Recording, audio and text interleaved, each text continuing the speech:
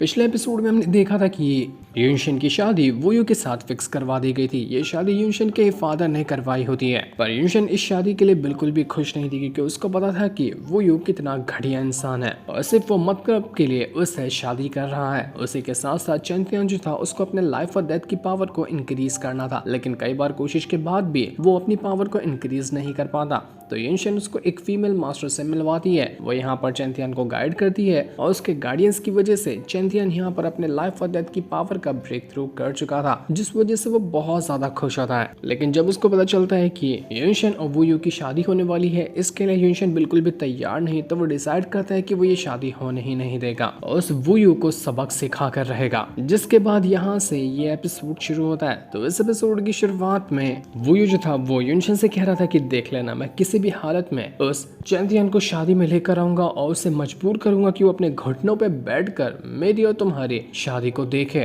तब जाकर तुम जो इतना ज्यादा उछल रही हो ना उस चैंपियन की वजह से, ये सारा तुम्हारा उछलना निकल जाएगा। जब उस चैंपियन को अपने आंखों के सामने हारता हुआ देखोगी तो इसके बाद वो यहाँ पर युनशन को बेहोश करते हुए अपने साथ ले जाने लग गया था। मैंगजिन और चन्नान जो होते वो कहने लग जाते कि छोड़ प्रिंसेस को, आके तो उसको कहाँ लेके जा रहा है, हम तुझे युनशन को ऐसे ले जाने नहीं देंगे।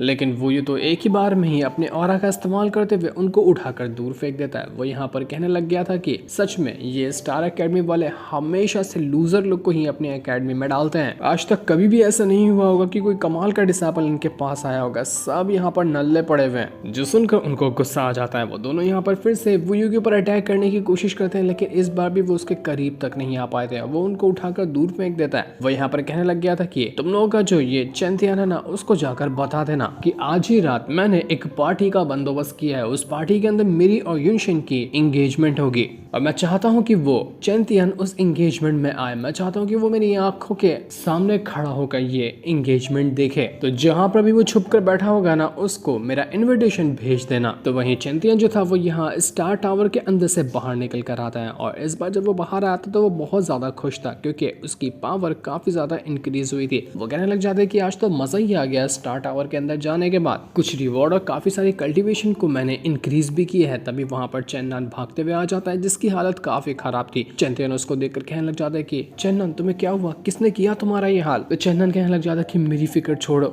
वो वूयू प्रिंसेस युनशन को उठाकर लेकर चला गया, उसने हमें मारा है और उसने कहा है कि तुम जाओ और उसकी और युनशन की आज एंगेजमेंट देखो, उसने तुम्हें बुलाया है। तो ये सुनकर चैंपियन कहने लग जाता है कि अच्छा ऐसी बात है, ठीक है तुम जाओ और आराम करो, मैं ये मैटर संभालने के लिए जा रहा हूँ। शादी तो दूर की बात है, आज एंगेजमेंट में ही उसका खेल खत्म कर दूंगा मैं।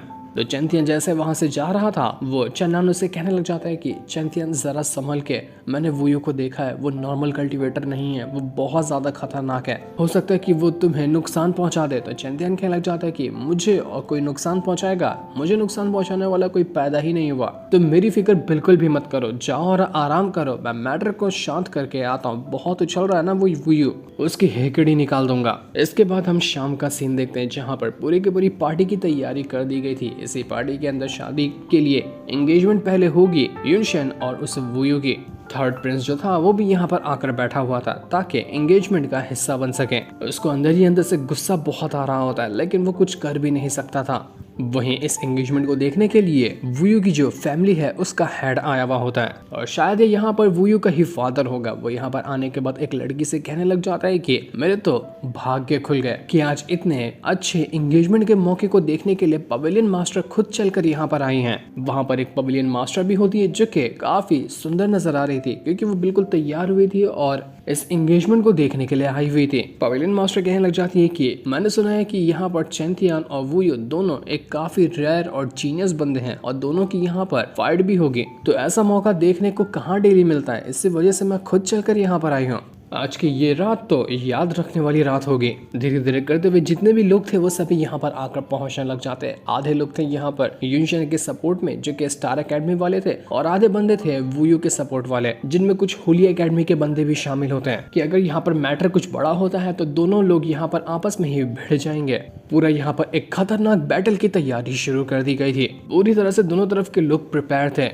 तभी वहाँ पर वो लड़की भी आकर पहुंच जाती है जिसका चेंथियान के साथ पंगा भी हुआ था। वो यहाँ यूनशन को देखकर कहने लग जाती है कि यूनशन किसका इंतजार कर रही है, उस चेंथियान का? तुम्हें सच में लगता है कि वो यहाँ पर तुम्हें बचाने के लिए आएगा? अरे वो डर कर कहीं जाकर छिप गया होगा। मुझे तो समझ नहीं आता कि आखिर यहाँ पर कितने कमाल कमाल के बंदे मौजूद है, लेकिन तब भी तुम्हारा जो दिल है वो उस चेंथियान जैसे घटिया इंसान के ऊपर आया जो कि आवारा लफंदर है, ना उसका ठिकाना है रहने का, ना किसी और चीज का ठिकाना है। ऐसे बंदे से तुम कैसे ही प्यार कर सकती हो? ओ अच्छा, अब समझ में आया ना कि तुम्हें ये हरकत तुम्हारी माँ से मिली है। तुम्हारी माँ भी इसी तरह के आवारा बंदों के साथ प्यार करते हुए उनसे गुलछर्रे उड़ाया करती थी, तो उसकी आदत तो तुम्हारे अंदर जाएगी ना। जैसी माँ वैसी बेटी। ये सुनकर यूनशन को बहुत ज्यादा गुस्सा आता है। वो सीधा घसीट कर एक थप्पड़ मारने वाली थी उसी लड़की को, लेकिन वो लड़की उसको रोक देती है। वो लड़की कहने जाती कि आय हाय, देखो तो कितना ज्यादा तुम्हें गुस्सा आ रहा है, बहुत ज्यादा जोश तुम्हें चढ़ा हुआ है। आखिर जोश तुम्हें आया तो किस बात का आया? सच्चाई तो हमेशा कड़वी ही होती है ना। लोग सच्चाई सुनकर इतने ज्यादा ही भड़क जाते हैं। वहीं थर्ड प्रिंस जो था वो यहाँ पर उस लड़की से कहने लग जाता है कि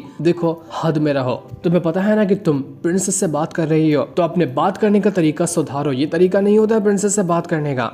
तो वहां पर एक बंदा भी मौजूद था जो कि उसी लड़की का साथी होता है। वो यहाँ पर थर्ड प्रिंस से कहने लग जाता है कि अच्छा, तो तू यहाँ पर अपने आप को प्रिंस और यूनशन को प्रिंसेस मानता है? अबे किस काम का तू प्रिंस है? तेरी तो कोई औकात ही नहीं है, एक मामूली सा तू डिसीजन भी नहीं ले सकता। वैसे भी ये शादी तेरे ही फादर करवा रहे हैं ना, अपना फायदा निकालने के लिए। तो तुझे क्या लगता है कि तू यहाँ पर कोई इंपॉर्टेंस रखता है? तेरी बात कोई सुन लेगा? तू एक ना मामूली सिपाही से भी घटिया है। तेरी बातों पे तो कोई जरा सा भी ध्यान नहीं देने वाला है, इसलिए अपना मुंह बंद करके बैठा कर। तुम लोग यहाँ पर इतना सोच रहे हो कि ये चेंथियान यहाँ पर आएगा और तुम सबकी बातों पे खरा उतरते हुए सबको हरा देगा? ऐसा कभी नहीं होगा। उस कंपटीशन के दौरान उसने फ्यूफा जैसे बंदे को हरा दिया, तो इसका मतलब ये नहीं कि वो सबको हरा सकता है। बस एक बार वो हमारी नजरों के सामने आ जाए ना, काट कर रख देंगे उसको। जिंदगी में कभी वो यहाँ पर से जा ही नहीं पाएगा और पछताता रहेगा कि हम लोगों से पंगा उसने कैसे लिया। सारे के सारे लूजर और नल्ले लोगों को ये स्टार अकेडमी वाले रख कर अपने पास इतना ज्यादा उछलते हैं। हम होली अकेडमी वालों से जब भी तुम्हारा पंगा होता है तो तुम तो ऐसे ही अपनी पैंट गीली कर देते हो।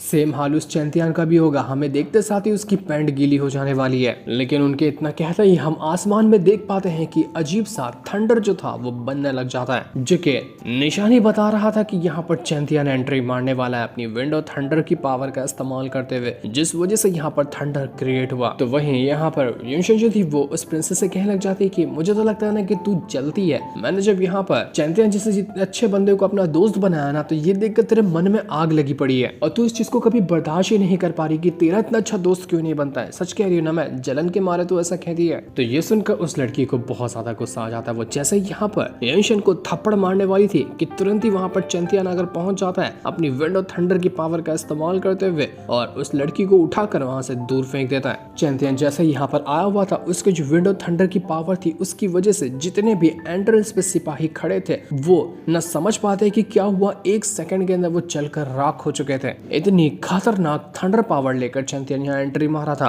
सारे के सारे लोग देखकर हैरान रह जाते। वो कहते कि फाइनली यहाँ पर चेंथियान आ गया, अब आएगा ना इस खेल का मजा। इस चीज को देखकर उस लड़की के जितने भी साथी वगैरह थे वो चेंथियान से कहने लग जाते कि आखिर तेरी हिम्मत कैसे हुई जो हमारी प्रिंसेस के ऊपर तूने हाथ उठाया? तूने ये करके ना बहुत बड़ी गलती कर दी। एक तो हम वैसे भी तुझे मारने वाले थे, अब तो तुझे तड़पा के मारेंगे, तू बचेगा नहीं। तो वो लोग यहाँ पर तुरंत ही चेंथियान के ऊपर अटैक करने के लिए पहुंच जाते हैं, लेकिन चेंथियान हल्का से अपनी पावर का इस्तेमाल क्या करता है कि सब लोग वहां पर उड़कर दूर फेंकाने लग गए थे। किसी को पता ही नहीं चलता कि चेंथियान कहाँ जा रहा है, कहाँ से आ रहा है और कब उनके ऊपर अटैक कर रहा है। चेंथियान ने उन सभी बंदों की यहाँ पर वाट लगा दी थी, वो भी एक सेकंड के अंदर। चेंथियान कहने लग जाते कि देखो, मेरे पास अभी टाइम नहीं है तुम जैसे घटिया लोगों से और मामूली से सिपाहियों से फाइट करने का। अपना जो तेरा वूयू है ना उसको बुला कर ला, क्योंकि मैं उसका इन्विटेशन देखकर यहाँ पर आया हुआ। मैं तो यहाँ पर आकर पहुंच गया, वो किधर जाकर मर गया? क्या नहीं आने वाला है वो, या फिर वो मुझसे डर गया? लेकिन वो बंदे यहाँ पर चेंथियान को देखकर कहने लग जाते कि हमें लगा था कि तू एक लूजर होगा, लेकिन नहीं, तेरे पास कुछ तो कुछ टेक्निक है,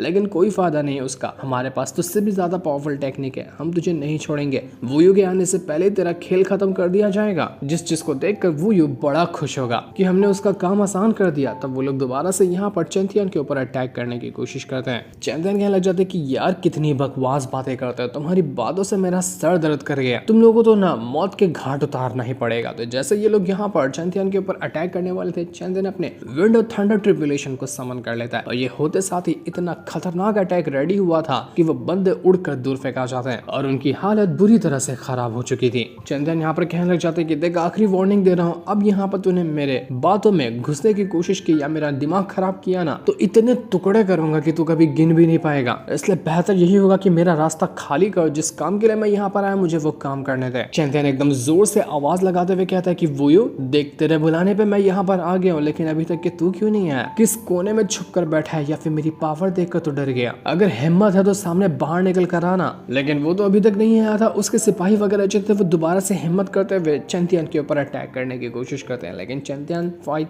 करते हुए इन सिपाहियों से थक चुका था। तो वो दोबारा से अपनी थंडर पावर का इस्तेमाल करते हुए इस बार तो सभी को जला कर ही मार देता है कि बस बहुत हो गया। कई बार तुम लोगों को वार्निंग दी कि मेरा काम खराब मत करो, मुझे गुस्सा मत दिलाओ, लेकिन तुम तो मानने को तैयार ही नहीं थे, तो मैंने तुम लोगों को राख बना दिया है। चैंतियन कहने लग जाता है कि यूनशन अगर इस शादी के लिए तैयार नहीं है ना तो दुनिया की कोई ताकत उसको ये शादी करने दे ही नहीं सकती।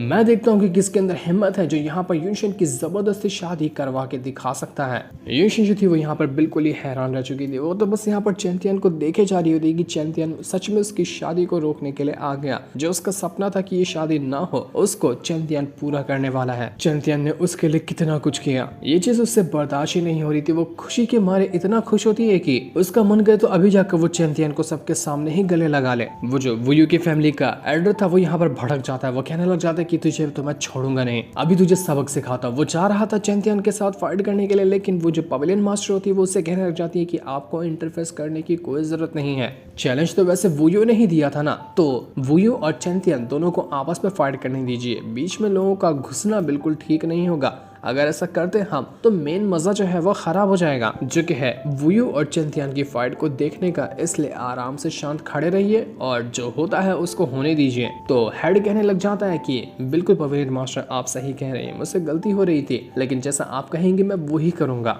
हम यहाँ पर आराम से बैठकर इस फाइट का मजा लेंगे। वो जो लड़की थी वो यहाँ पर चैंतियन से कहना चाहती कि चैंतियन बहुत उछल रहा है ना, बहुत अपना एटीट्यूड यहाँ पर दिखाने की कोशिश कर रहा है, लेकिन ये सिर्फ कुछ टाइम के लिए ही चलेगा, क्योंकि जब यहाँ पर वोयू आएगा ना वो तुझे काट कर रख देगा। तुझे तेरी औकात पता चलेगी कि इतने खतरनाक बंदे के साथ तू कभी फाइट ही नहीं किया होगा। जब उससे फाइट करेगा ना तब तुझे समझ में आएगा कि असल में पावर किसको कहते हैं। बहुत उछल लिया तू अपनी पावर के ऊपर, अब तुझे यहाँ पर हारने का टाइम आ चुका है।